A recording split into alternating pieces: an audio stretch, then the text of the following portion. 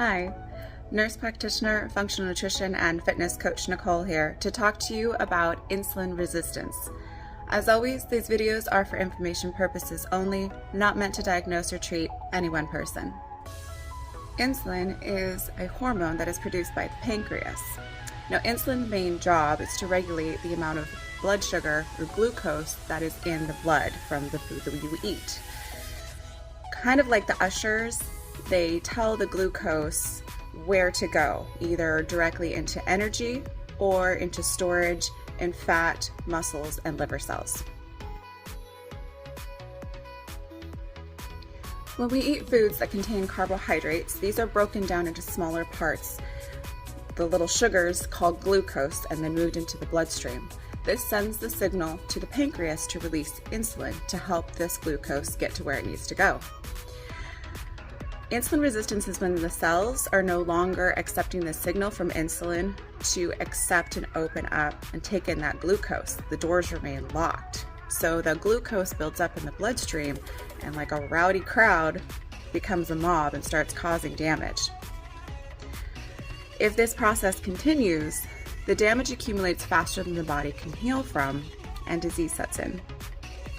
The result of prolonged insulin resistance is type 2 diabetes, the majority of cases of which are directly caused by poor diet, obesity, sedentary lifestyle, and inflammation. Obesity is the most common cause of insulin resistance, and this is thought to be due to the innate inflammatory properties of excess body fat.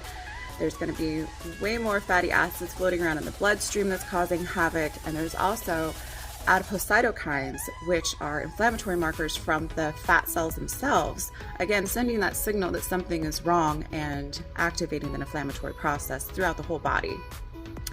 Other underlying causes that can also be present include stress-induced inflammation, so we're looking at hormones like cortisol and growth hormones, among others, medications such as steroids, antivirals, and oral contraceptives, pregnancy, insulin antibodies in an autoimmune process, and genetic defects in insulin signaling pathways.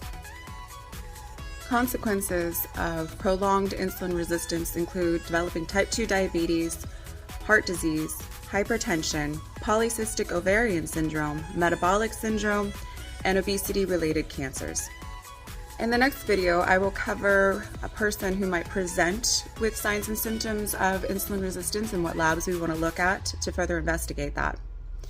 If you or someone you know might or does have insulin resistance, you need to work with a qualified health professional to come up with a treatment plan to stop the progression and even reverse this process before it's too late.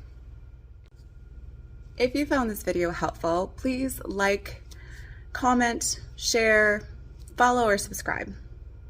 Be your own advocate and take charge of your health.